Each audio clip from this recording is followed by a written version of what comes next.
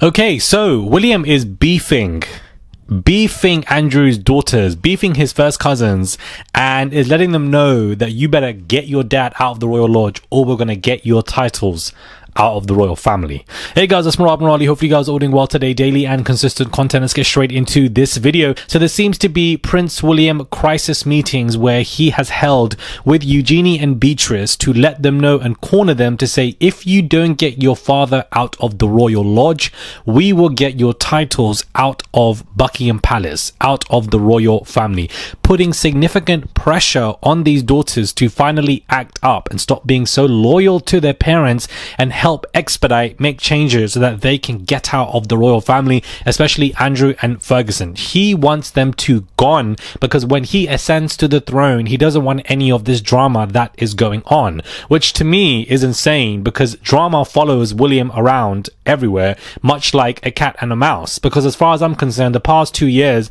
William and Kate have been plagued with dramas.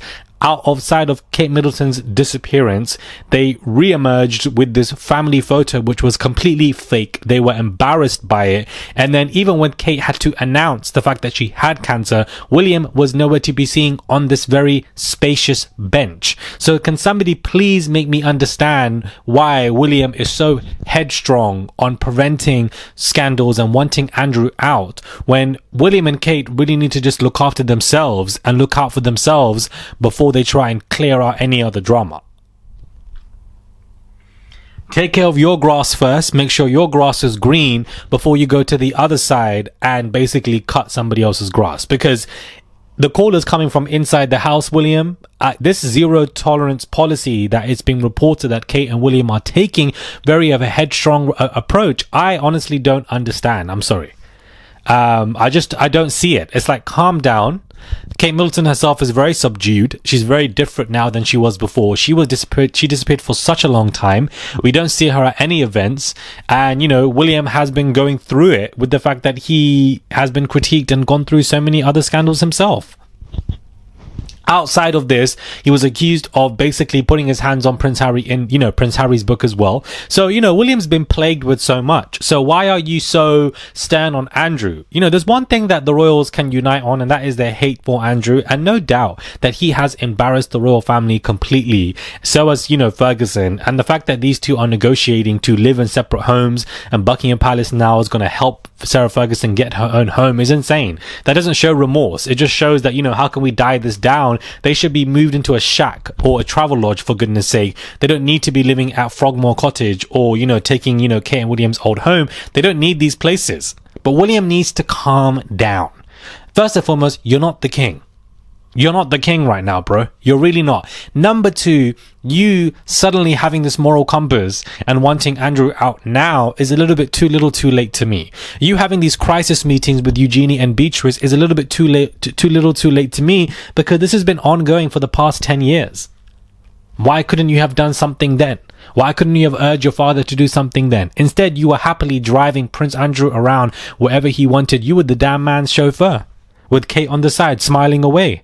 But now you guys know that you want a clean house, so that when it comes to your ascension to the throne, everything's going to be crystal clear, subdued, professional, mature, no drama. Please, who does William think he is? When that man ascends to the throne, the royal family are going to be just as embarrassing as they are today. Drama follows the royal family everywhere they go. There's no way that they could sit there and say everything's going to be fine now and that William is the mature one, after this man's been alleged to do things with Rose Hanbury and multiple other women, or stepping out on Kate Middleton, not being, the great big brother for Harry and everything that he's going through there, putting his hands on him. And then outside of all of that, you weren't there with Kate when she disappeared, nor were you there on the damn bench, for goodness sake. Like, there's numerous things going on with this man. He and the photo scandals that continued ongoing. Like, let's be real. And then he threw Kate Middleton under the bus when it came to that photo scandal. Do you guys remember how crazy that was? Threw her under the damn bus. So please miss me with the conversation of the zero tolerance policy. You want Andrew out by bonfire night. By the 5th of November, he must leave. Eugenie and Beatrice, I'm cornering you. Emily Mattis. I keep calling her Emily Mattis. Her name is pronounced Emily Maitlis, who interviewed, Andrew, that infamous interview, saying that he heard there was a serious meeting. Basically, William told them, you guys have got to get your dad to move out of Royal Lodge, otherwise we will start re-examining the state of your own titles. There was a bit of a pressure, we understand, being put on the princesses to tell their dad that this is basically going to happen. You can see why Prince Andrew as a father would want to keep his daughters happy and keep their titles in place, come what may.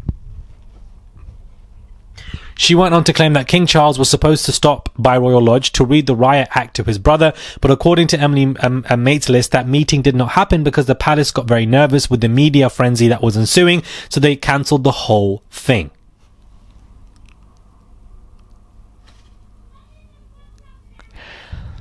The Sun is reporting that this meeting didn't happen because William doesn't have the power to strip their titles. I believe something like this definitely did happen. William doesn't have the power. He knows he doesn't have the power, but he can do what he wants. He can gloat about it because he is a son of the king, king to be. He has that ego. He can definitely throw that out there to say, you better change this before I tell my dad to do X, Y, Z. And whilst William and his father are always beefing, he will still find a way to be his friend when they need to, because everybody is a natural alliance when it comes to getting Andrew out. They all want Andrew out. They all want Andrew out. They all want Andrew out. William doesn't even know that he's doing Camilla the Rat's bidding work, for goodness sake.